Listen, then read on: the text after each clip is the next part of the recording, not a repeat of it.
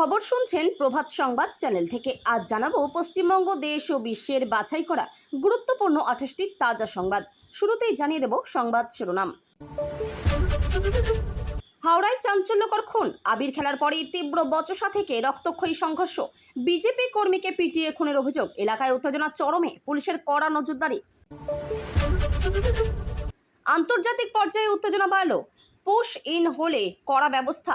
ভারতের বিরুদ্ধে সরাসরি হুঁশিয়ারি বাংলাদেশের বিদেশমন্ত্রীর। সীমান্ত পরিস্থিতি নিয়ে নতুন করে চাপ তৈরি মোদী সরকারের উপর। নির্বাচনের ভরাডুবির পর তৃণমূলের তীব্র অস্থিরতা, বিরোধী দলনেতা নির্বাচন ঘিরে মদন মিত্র, ফিরহাদ হাকিম সহ একাধিক নেতার নাম সামনে, দলের অন্দরে চাপানোতর চরমে। লক্ষ্মীর ভাণ্ডার নিয়ে বড় জল্পনা, মে মাসে টাকা বন্ধ হয়ে যাবে কি? উপভোক্তাদের মধ্যে দুশ্চিন্তা বাড়ছে। সরকার কি সিদ্ধান্ত নিতে চলেছে তা নিয়ে জোর আলোচনা। বিধানসভা নির্বাচনে বড় ধাক্কা, পদ্মফুলের ঝড়ে কার্যত ভেঙে পড়ল জোড়া ফুলের ঘাঁটি। তৃণমূলের ভরাডুবির পেছনে 19টি বড় কারণ উঠে আসছে বিশ্লেষণে। ভোটের পরে বীরভূমে ভয়াবহ হিংসা, নানুরে তৃণমূল কর্মীকে কুপিয়ে খুনের অভিযোগ বিজেপির বিরুদ্ধে, এলাকা জুড়ে চরম আতঙ্ক ও উত্তেজনা, রাজনৈতিক সংঘর্ষ আরও তীব্র। ফল প্রকাশের পর বিস্ফোরক মন্তব্য, মমতার ফাঁসি চাই, জেলে যাক, এই দাবিতে রাজ্য রাজনীতিতে তোলপাড়, বিরোধী শিবিরের কড়া আক্রমণ শুরু। রীতি ভেঙে ইস্তফা দিলেন না মমতা বন্দ্যোপাধ্যায়, রাজনৈতিক মহলে জোর জল্পনা। বড় কোনো কৌশল বা সিদ্ধান্তের পথে কি হাঁটছেন মুখ্যমন্ত্রী? মহিলাদের জন্য বড় প্রতিশ্রুতি বিজেপির, মাসে 3,000 টাকা দেওয়ার ঘোষণা। কোন পরিবার কত টাকা পাবে, কি শর্তে মিলবে এই সুবিধা, তা নিয়ে বিস্তারিত আলোচনা শুরু। বড় প্রশাসনিক চাঞ্চল্য, ডিসিপি শান্তনু সিনহার বিরুদ্ধে বিদেশে পালানোর ছক, ইডির লুকআউট নোটিশ জারি, তদন্তে নতুন মোড়। বাংলার পরবর্তী মুখ্যমন্ত্রী কে, মন্ত্রিসভায় কারা জায়গা পাচ্ছেন, চূড়ান্ত নাম নিয়ে জোর জল্পনা। শুভেন্দুর মন্তব্যে রাজনৈতিক মহলে নতুন করে চাঞ্চল্য। ফল ঘোষণার পর উত্তপ্ত ভাঙড়, মারধর, হুমকি ও বাড়ি ভাঙচুরের অভিযোগ। এইবার আক্রান্ত তৃণমূল, অভিযুক্ত বিজেপি ও আইএসএফ, এলাকায় চরম উত্তেজনা। পরাজয় মানতে নারাজ মমতা বন্দ্যোপাধ্যায়, ভবানীপুরে হারের পর তার পরবর্তী রাজনৈতিক পদক্ষেপ কি হবে, রাজ্য জুড়ে তুঙ্গে জল্পনা। আমি হারিনি, পদত্যাগের প্রশ্নই নেই, নির্বাচন কমিশনের বিরুদ্ধে ফের বিস্ফোরক অভিযোগ তুললেন মমতা, রাজনৈতিক সংঘাত আরও তীব্র। হারের দায় স্বীকার করে বড় সিদ্ধান্ত, প্রাক্তন তৃণমূল বিধায়কের সব পদ থেকে ইস্তফা, দলে নতুন করে চাপ ও আত্মসমালোচনার ঝড়। ক্ষমতা এলে একদিন যেতে হয়, ভোটের হারের পরদিনই বিধানসভায় অফিস ছাড়ার সময় বিদায়ী স্পিকার বিমানের আবেগঘন মন্তব্য। আরজিকর কাণ্ডে চাঞ্চল্যকর অভিযোগ, সরকারি ফাইল লোপাটের আশঙ্কা, থ্রেড কালচারের নথি চাপা দিতেই কি স্বাস্থ্য দপ্তরে হানা, তদন্তে নতুন মোড়। অন্নপূর্ণা ভাণ্ডারে 3,000 টাকার সুবিধা, কবে থেকে শুরু হবে ফর্ম ফিল আপ, কিভাবে আবেদন করবেন ও কারা পাবেন, জানুন সম্পূর্ণ বিস্তারিত নিয়ম। বিজেপি সরকার এলে কি বাড়বে সরকারি কর্মীদের ডিউটির সময়, নবান্ন জুড়ে জোর তৎপরতা, কাজের সময় বাড়ানো নিয়ে বড় প্রশাসনিক আপডেট। গণনা শেষের রাতেই বড় গ্রেপ্তারি, মুর্শিদাবাদের তৃণমূল সাংসদের ভাগ্নে পুলিশের জালে, ভোটের দিনের অশান্তির ঘটনায় তদন্তে নতুন মোড়। রাজ্যের সরকার বদলের প্রভাব কি পড়বে বিচার ব্যবস্থায়, হাইকোর্টের রায়দান থমকে যাবে কিনা, প্রধান বিচারপতির দ্বারস্থ বিজেপি আইনজীবীরা। ভোট পরবর্তী হিংসায় ফের মৃত্যু, নিউটাউনে বিজেপি কর্মী খুনের অভিযোগ, অভিযুক্তের বাড়ি ঘেরাও ও ভাঙচুরে উত্তপ্ত এলাকা। হিংসা রুখতে পথে ভাবী বিধায়করা, দলীয় পতাকা খুলে ভাঙচুরের মাঝেও বিজেপি কর্মীদের সংযত থাকার বার্তা, উত্তেজনা কমানোর চেষ্টা। মমতা ইস্তফা না দিলে কি করবে রাজ্যপাল, সাংবিধানিক পদক্ষেপ নিয়ে জোর জল্পনা, রাজ্য রাজনীতিতে নতুন টানাপোড়েন। ফল ঘোষণার পরে উত্তপ্ত ফলতা, গ্রেপ্তার জাহাঙ্গীর খান, এলাকা জুড়ে ব্যাপক চাঞ্চল্য, পুলিশের কড়া নজরদারি। উনি মুখ্যমন্ত্রী, আইন জানেন, মমতার ইস্তফা না দেওয়ার ঘোষণায় প্রতিক্রিয়া সিও মনোজের, বিতর্ক আরও ঘনীভূত। মোদি ঝড়ে বিপর্যস্ত বাংলা, গণতন্ত্র বাঁচাতে কি এবার মমতার পাশে দাঁড়াবেন রাহুল, দিল্লি থেকে আসছে বড় রাজনৈতিক ইঙ্গিত। মমতাকে ছুঁড়ে ফেলে দেওয়া হোক, ইস্তফা না দেওয়া নিয়ে বিস্ফোরক মন্তব্য হিমন্তর, রাজনীতিতে চরম উত্তাপ। এতক্ষণ শুনছিলেন সংবাদ শিরোনাম। বিস্তারিত খবর শোনানোর পূর্বেই আপনাদের কাছে করব একটি ছোট্ট অনুরোধ। আমাদের চ্যানেলে নতুন হয়ে থাকলে চ্যানেলটি সাবস্ক্রাইব করে পাশে থাকবেন। আসছি বিস্তারিত খবরে। বিধানসভা নির্বাচনের ফল ঘোষণার পর থেকেই রাজ্যের বিভিন্ন প্রান্তে উত্তেজনা বাড়তে শুরু করে। তারই মধ্যে বীরভূম জেলার নান্নুর এলাকা হঠাৎ করে রক্তক্ষয়ী সংঘর্ষের কেন্দ্রে পরিণত হয়। স্থানীয় সূত্রে জানা যায়, ভোটের ফল প্রকাশের পর রাজনৈতিক কর্মীদের মধ্যে প্রথমে বচসা শুরু হয়, যা দ্রুতই হিংসাত্মক রূপ নেয়। অভিযোগ উঠেছে, তৃণমূল কংগ্রেসের এক কর্মীকে ধারালো অস্ত্র দিয়ে কুপিয়ে খুন করা হয়েছে। এই ঘটনায় বিজেপির বিরুদ্ধে সরাসরি অভিযোগ তুলেছে তৃণমূল নেতৃত্ব। ঘটনার পরই এলাকা জুড়ে চরম আতঙ্ক ছড়িয়ে পড়ে এবং সাধারণ মানুষ ঘরবন্দি হয়ে পড়েন। বহু জায়গায় দোকানপাট বন্ধ হয়ে যায় এবং রাস্তাঘাট প্রায় ফাঁকা হয়ে যায়। পুলিশ ও কেন্দ্রীয় বাহিনী ঘটনাস্থলে পৌঁছে পরিস্থিতি নিয়ন্ত্রণে আনার চেষ্টা করে। ইতিমধ্যে একাধিক ব্যক্তিকে আটক করে জিজ্ঞাসাবাদ শুরু হয়েছে বলে জানা গেছে। তৃণমূলের পক্ষ থেকে দাবি করা হয়েছে, পরিকল্পিতভাবে এই হামলা চালানো হয়েছে রাজনৈতিক প্রতিহিংসা চরিতার্থ করার জন্য। অন্যদিকে বিজেপির পক্ষ থেকে এই অভিযোগ অস্বীকার করে বলা হয়েছে, এটি অভ্যন্তরীণ গোষ্ঠীদ্বন্দ্বের ফল। মৃত ব্যক্তির পরিবার শোকস্তব্ধ অবস্থায় রয়েছে এবং তারা দ্রুত দোষীদের গ্রেপ্তার ও কঠোর শাস্তির দাবি জানিয়েছে। এই ঘটনাকে কেন্দ্র করে রাজ্য রাজনীতিতে আবারও উত্তেজনা তুঙ্গে উঠেছে। প্রশাসনের তরফে এলাকায় অতিরিক্ত পুলিশ মোতায়েন করা হয়েছে, যাতে নতুন করে কোনো অশান্তি না ছড়ায়। রাজনৈতিক মহল মনে করছে, ভোট পরবর্তী হিংসার এই ঘটনা রাজ্যের আইন শৃঙ্খলা পরিস্থিতি নিয়ে নতুন করে প্রশ্ন তুলে দিয়েছে। আগামী দিনে পরিস্থিতি কোন দিকে যায় তা এখনই বলা কঠিন হলেও উত্তেজনা যে সহজে কমবে না তা স্পষ্ট। বিধানসভা নির্বাচনের ফলাফল প্রকাশের পর রাজনৈতিক মহলে সবচেয়ে বেশি চর্চার বিষয় হয়ে উঠেছে মুখ্যমন্ত্রী মমতা বন্দ্যোপাধ্যায়ের সিদ্ধান্ত। প্রচলিত রীতি অনুযায়ী নির্বাচনের ফল ঘোষণার পর মুখ্যমন্ত্রীর ইস্তফা দেওয়ার কথা থাকলেও তিনি সেই পথে হাঁটেননি। এই সিদ্ধান্তকে কেন্দ্র করে রাজনৈতিক অঙ্গনে জোর জল্পনা শুরু হয়েছে। রাজনৈতিক বিশ্লেষকদের মতে এটি শুধুমাত্র একটি আনুষ্ঠানিকতা ভাঙা নয়, বরং এর পেছনে থাকতে পারে বড় কোনো কৌশলগত পরিকল্পনা। তৃণমূলের অন্দরে এই সিদ্ধান্ত নিয়ে বিভিন্ন মত সামনে আসছে। কেউ কেউ মনে করছেন তিনি পরিস্থিতি পর্যালোচনা করে পরবর্তী পদক্ষেপ নেওয়ার জন্য সময় নিচ্ছেন। অন্যদিকে বিরোধী দলগুলির পক্ষ থেকে এই সিদ্ধান্তের তীব্র সমালোচনা করা হয়েছে। তাদের দাবি, গণতান্ত্রিক রীতি মানা উচিত ছিল এবং ইস্তফা না দেওয়া একটি অস্বাভাবিক পদক্ষেপ। তবে তৃণমূলের নেতারা এই সমালোচনাকে উড়িয়ে দিয়ে বলেছেন, সংবিধান অনুযায়ী মুখ্যমন্ত্রীর এই সিদ্ধান্ত নেওয়ার অধিকার রয়েছে। রাজ্যপাল কী ভূমিকা নেবেন তা নিয়েও আলোচনা শুরু হয়েছে। সংবিধানগতভাবে তিনি কী পদক্ষেপ নিতে পারেন তা নিয়ে আইনি বিশেষজ্ঞদের মধ্যে মত বিনিময় চলছে। মমতা বন্দ্যোপাধ্যায়ের ঘনিষ্ঠ মহল সূত্রে ইঙ্গিত মিলছে, খুব শিগগিরই বড় কোনো রাজনৈতিক ঘোষণা আসতে পারে, যা রাজ্যের রাজনৈতিক সমীকরণে নতুন মোড় আনতে পারে। এই পরিস্থিতিতে প্রশাসনিক কাজকর্ম স্বাভাবিক থাকলেও রাজনৈতিক উত্তাপ ক্রমশ বাড়ছে। সাধারণ মানুষও এখন নজর রাখছে আগামী দিনে মুখ্যমন্ত্রী কী সিদ্ধান্ত নেন এবং তার প্রভাব রাজ্যের রাজনীতিতে কীভাবে পড়ে। বিধানসভা নির্বাচনের ফল প্রকাশের পর মুখ্যমন্ত্রীর ইস্তফা না দেওয়াকে ঘিরে রাজ্য রাজনীতিতে নতুন করে বিতর্ক শুরু হয়েছে। এই পরিস্থিতিতে এখন সবচেয়ে বড় প্রশ্ন হয়ে দাঁড়িয়েছে, রাজ্যপাল কি পদক্ষেপ নিতে পারেন। সংবিধান অনুযায়ী সরকার গঠনের প্রক্রিয়া এবং সংখ্যাগরিষ্ঠতা প্রমাণের বিষয়টি রাজ্যপালের গুরুত্বপূর্ণ দায়িত্বের মধ্যে পড়ে। তাই মুখ্যমন্ত্রী ইস্তফা না দিলে তিনি কিভাবে পরিস্থিতি সামাল দেবেন তা নিয়ে জোর আলোচনা চলছে রাজনৈতিক ও প্রশাসনিক মহলে।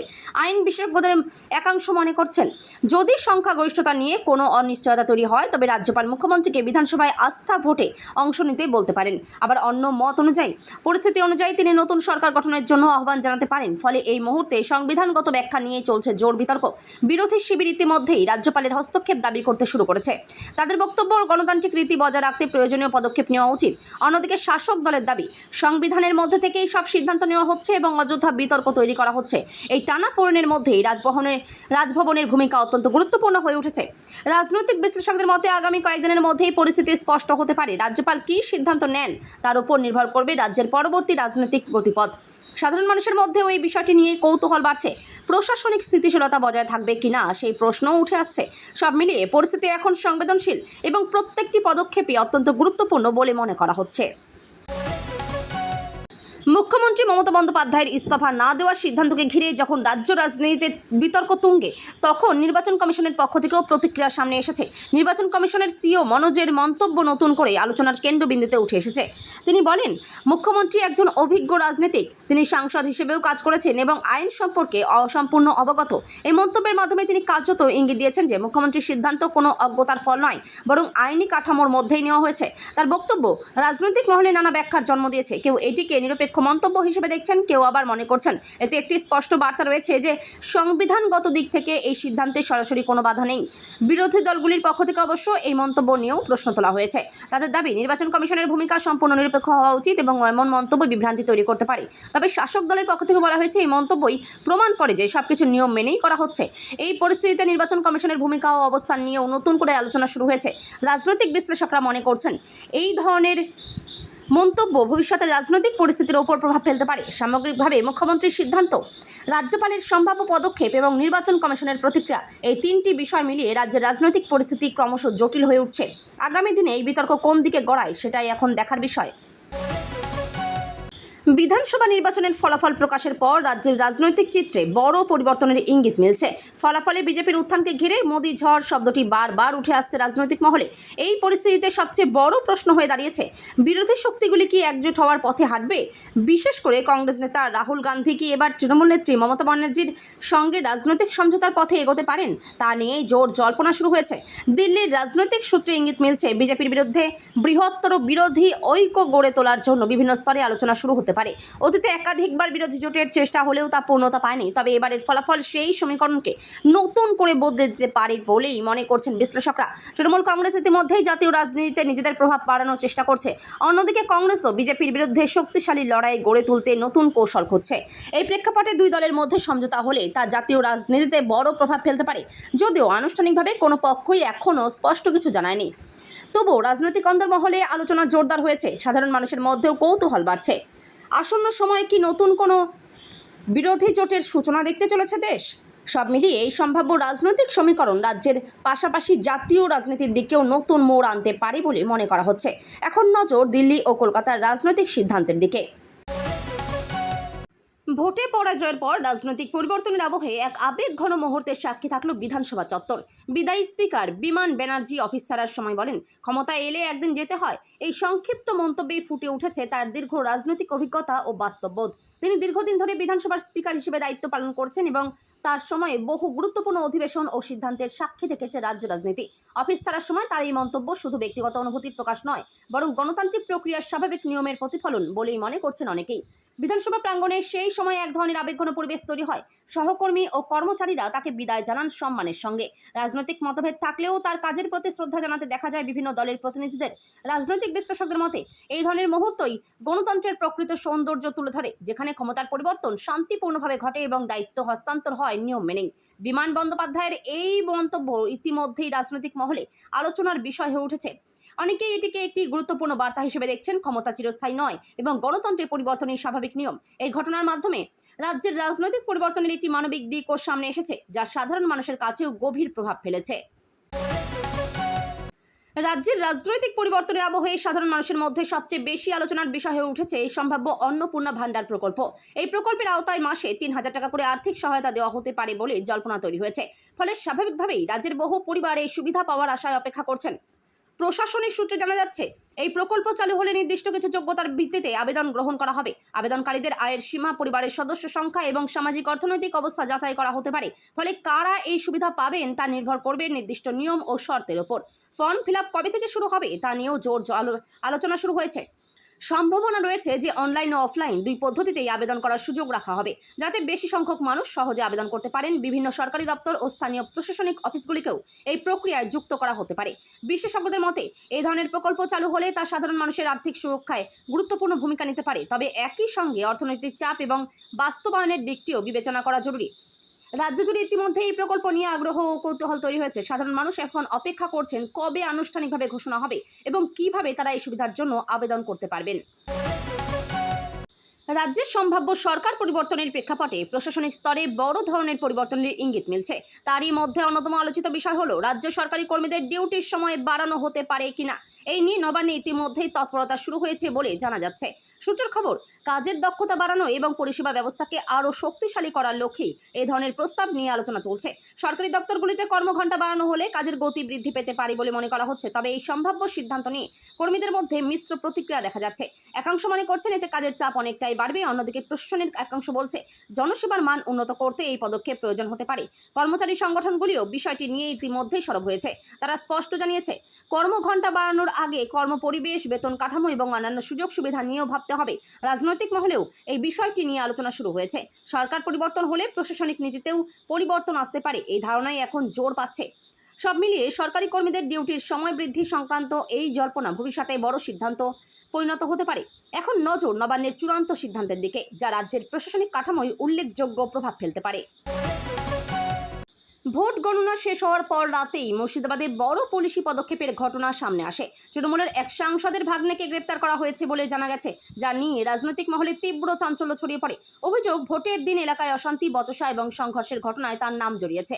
পুলিশ সূত্রে জানা যায়, আগে এই ঘটনার তদন্ত শুরু হয়েছিল এবং বিভিন্ন প্রমাণ ও অভিযোগের ভিত্তিতে এই ব্যক্তিকে আটক করা হয়। পরে তাকে গ্রেপ্তার দেখানো হয় এবং জিজ্ঞাসাবাদ শুরু হয়েছে।